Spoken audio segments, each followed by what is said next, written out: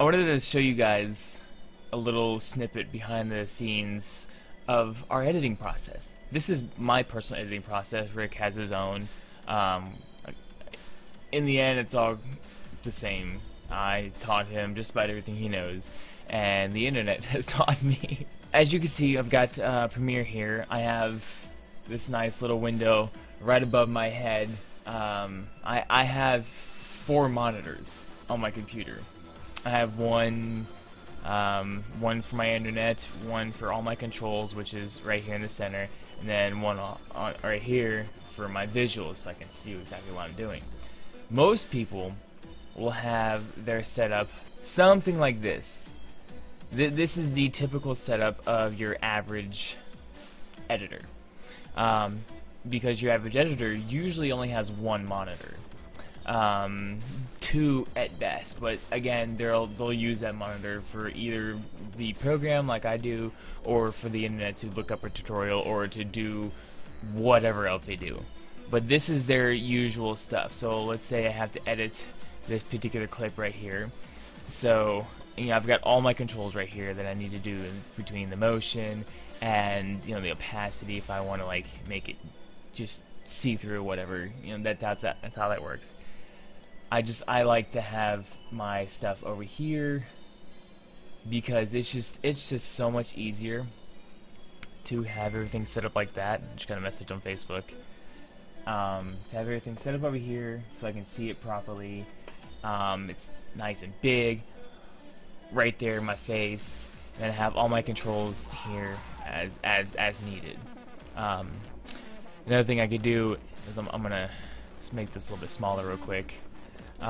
So the cool thing by having this little bit right here, instead of it taking up space like this, like it was before with this monitor in the way, I now have more control to do more fine-tuned things. So I can have this right here or over here, but I usually have it somewhere in the middle is about where I have it.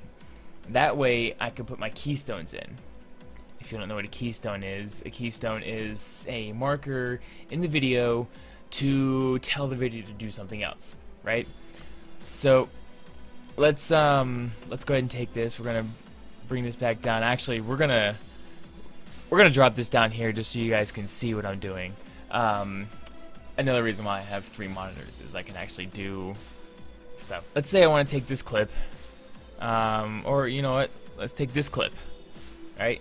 So we got this clip with the dog coming in. We'll be doing the 7-second challenge with another fucking dog. Okay. By the way, my computer sucks so much. So the dog comes in. I'm not gonna play it because it just takes up so much usage. The 7-second challenge with another fucking dog. See, it's working that time. So I want to let's just say I want to zoom in on Rick's face right here.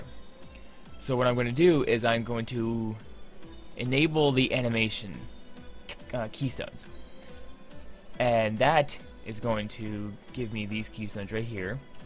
And then let's say I want to zoom in right when he does that face. Let's see, right there, right? So that's going to slowly zoom in between these points right here. Now it's not going to do anything yet because I don't have it fully set up. So what I'm going to do is I'm going to come over here to the keystones, zoom in, let's say, fuck it, 400%, right? It is now 400% the original size. Of course, being a 1080 video, it looks like absolute shit. But this isn't a scripted thing. This isn't a skit. This is a challenge video. It's not really for quality here. So I have 2 ways of doing this. I can drag this by position, number, and stuff like that, or I can hit this little button right here, and I can actually come over here, and here, let's do this so you can see this. I can come over here and actually drag the video around to where I want it. So I don't have to worry about fiddling with this. Oh, am I going to get it just right? Is it not going to move correctly? However that works. So now that that's correct, I can come back down here Excuse me. Oh god, I'm so sorry. I come down here, and now between these two keystones, it's going to zoom in. 7-second challenge with another fucking dog. Let's try this again, so my computer doesn't suck. Come on, you can do this. With another fucking dog, who we thought was asleep, but apparently is not. Taylor has the app for See? the 7. Just like that. And you know, that's basically the process we do. So if we're wanting to cut a clip, right? So I'm gonna hit C, and it's gonna give me my cut tool. What I'm gonna do is I'm gonna bring this back up here so you can see what I'm doing. Okay. So I'm gonna zoom in like this. Bounce it. Just bounce. Bound to open. All right. Well, I don't want this little bit in here. All right. So what I'm gonna do is I'm gonna hit cut this, and I'm gonna hit V. And we're going to take this, delete that track, and then come up here and ripple delete it. So now, there is your basic jump cut. That is about as basic of a jump cut as you can get. You're literally just cutting the video at a certain spot and deleting both parts and bringing them back together. Can't get more simple than that. That is how anybody who does video editing, especially with Premiere or whatever, they literally just cut here, delete, ripple delete, done. That's a jump cut. And that's how everybody does it. I'm going to go ahead and backtrack here because I don't know if I actually want to keep that or not. And then, for the special animations and stuff like that, so with this particular video, this is our 7-second challenge. This timer video, we're going to come up here and do this, right? The timer video and the other video down here, this is actually, it's not really a video, it's a screenshot. You'll see the explanation in the actual challenge video alone, but I recorded the game on my phone.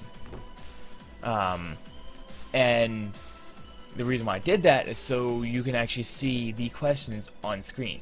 And, you know, yes, it looks all fancy and stuff because, you know, it's like, oh, fancy background, yeah, I got the questions in there, woohoo. That's not my thing. I literally just took that straight from the game and put it on the video. I took a screenshot every single question. There's probably 30 questions or so. I mean, with it being 7 seconds, you know, you can get a lot of questions in there. Now, with the timer is also in the game. However, my phone was doing some stupid shit or whatever, so the timer itself was off. So when we started the countdown, it would go 7, 6, 5, 4, 3, 2, 1, 0, and that was it. It wasn't in time. So what I did was I took that particular video clip.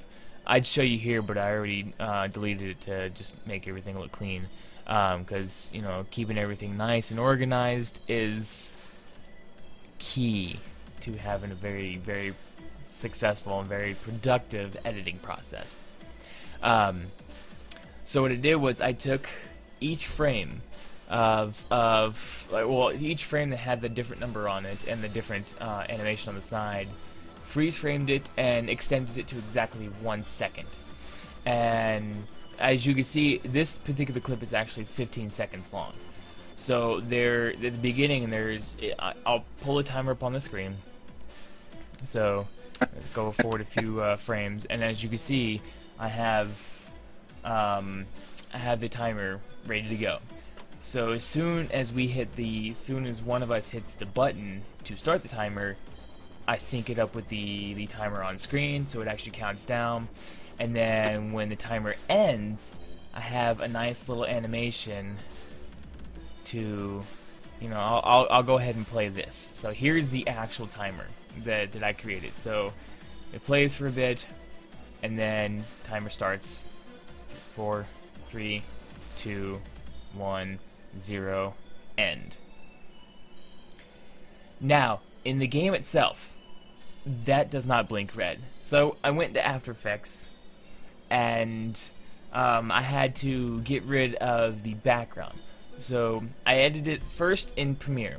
I made a nice little mask and feathered the edges around the timer itself, and then near the end where it turns, whoops, let's see, the end when it's red, I just put I split the clip, split the 0 clip, since they're 1 second clips, split them in half, and every other one, starting with the first 0 clip, well, starting with the first one when the actual timer completely ends, I just put the red overlay. All I did was remove the green and remove the blue hue, so it's nothing but red.